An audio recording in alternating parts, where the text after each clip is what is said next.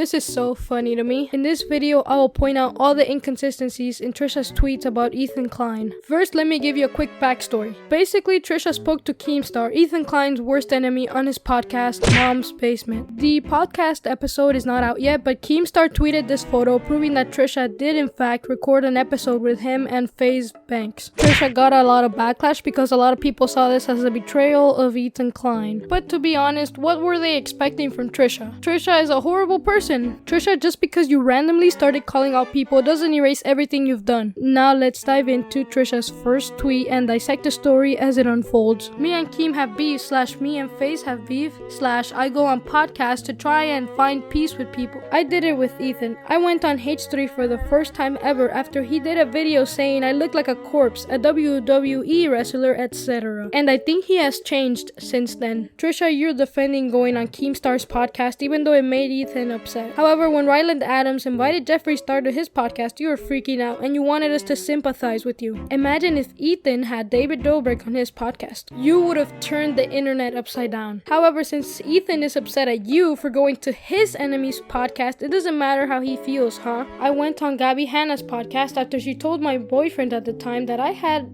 burpees to try and get closure, to see if she's changed her mindset, to spread awareness about why lying about STDs is super dangerous. That one didn't go so well. Again, this point is worthless because of how upset you got at Ryland for hosting Jeffree, Trisha. People are so quick to judge. You think I'm gonna go on Keemstar's pod and not call out his crappy behavior? Like what? This van in front of me is a mess. This Toyota Sequoia, mess. She's like coupons. Is there even coupons from McDonald's? Like, she's literally handing her coupons. And then there was like a receipt she handed her. You're right, people are so quick to judge. Ethan Klein reposted the picture of Keem and Trisha and said that he was hurt. Ethan Klein's mother then responds to the tweet by calling Trisha a weasel. Trisha replies with, "What you texted Moses is the most evil thing to ever put out into the universe. If I'm a weasel, you are Satan for even putting that energy out there. You're an evil woman to write what you wrote. It's unspeakable. To put that burden on me the way you did is the worst karma." Poor baby. If Ethan's mom deserves the worst karma for allegedly verbally attacking you, what karma do you deserve for physically hurting Moses? I'm not dropping this until it's addressed because it was swept under the rug so quickly. Actually, I won't drop it till they break up and Moses is far away from this harmful prick. What Ethan's mom texted Moses after our fight was the most disgusting thing I've ever heard. I'm tormented with it daily. I won't even speak what she wrote because I refute that energy. That negative bad energy is something that paralyzed me then and now. Trisha's paralyzed, y'all. I don't care if I sound insensitive because I can't empathize with people who hit their partners or people who force themselves sexually on other people. Trisha is both those people. You heard that right. Trisha forced Moses sexually. Put a finger down if they ever forced you sexually. I wouldn't even be able to empathize with myself if I did that. And I'm me. I'm biting my tongue, holding it the best I can. Looks like you can bite your tongue and still run your mouth. Look at these tweets. Ethan ran my mom and sister off social media for literally one TikTok she deleted instantly and still has it up on his channel. His parents degrading me, insulting me, still, fine, whatever.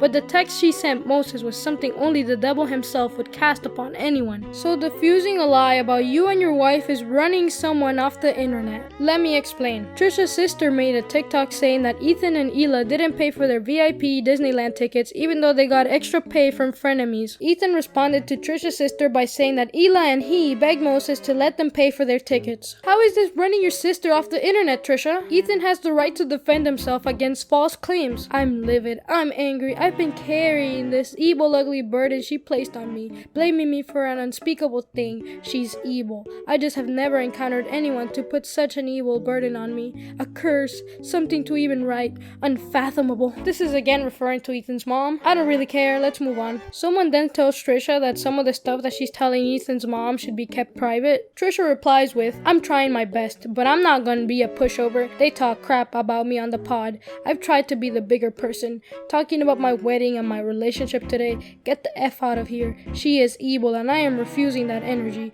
Here and now." Oh, so it's okay for you to respond and defend yourself, but when Ethan does it, suddenly he's in the wrong. Sounds hypocritical to me. Ethan bullies and drives my sister off the internet for one TikTok she instantly deleted. Also, Ethan gives his platform to his parents to crap on me and everyone. He is a hypocrite and can't can't admit it. Trisha gets upset at Ethan for defending himself against lies. Also Trisha asserts right to respond if someone talks mess. Ethan making fun of Crider for having his dad as his booker. Also Ethan having his mom and dad fight his battles. I think that if Ethan's mom is as vile as you say toward you, then she called you a weasel willingly and not because Ethan told her to. I'm logging off. I don't care what anyone says or thinks. I don't care anymore. I went on a podcast. It's not even out and everyone is losing their crap. I defended Ethan on the pod many times. In many ways, excuse me. People are so quick to judge and send hate. A few minutes later. They did a whole episode comparing me to my biggest trigger, Gabby Hanna. Put us in the thumbnail title, compared us, but I talked to someone he doesn't like.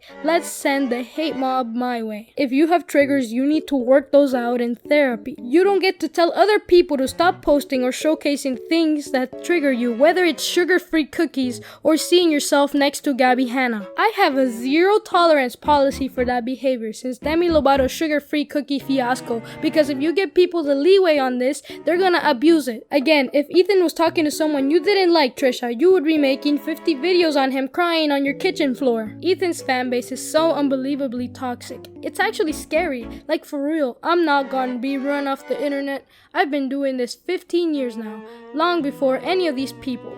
I'm my own person, then, now, and forever. You'll address the trolls and haters, but never the ones genuinely criticizing you. You talk about me, I'm allowed to talk about you. That's how the internet works. Yes, your fan base is louder and bigger and more vocal, but it doesn't scare me. I have been through this before with another cult, and I survived that.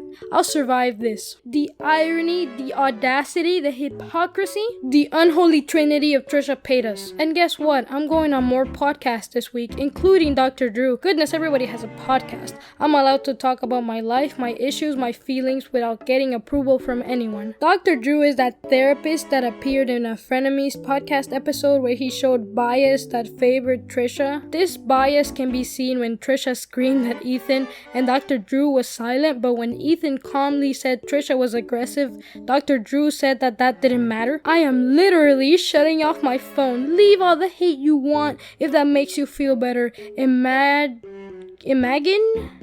sending a hate train to someone for going on a podcast that's not even out yet. Friendly reminder, me and Ethan met and I went on his podcast for the first time when he made a video trashing my looks, calling me a corpse, a WWE wrestler, called Tana a Twinkie and a whale. Why? Because I believe in discussion, debate, and trying to change people's minds. Really? Did you believe in the discussion that Jeffree Star and Ryland Adams were having?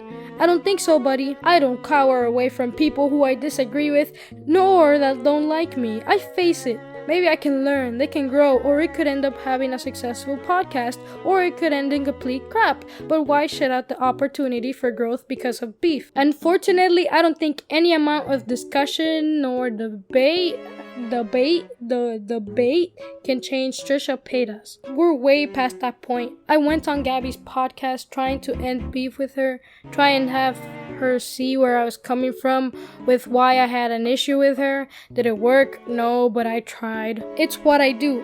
It's what I continue to do. And I encourage everyone to have discussions with each other, especially ones that you oppose. You might learn something, you might not, but at least trying shows maturity and willingness to grow. Way to pat yourself in the back while stabbing Ethan's. I can't decide if this is as backstabbing as it is hypocritical. Tell me what you guys think in the comments. Bye bye.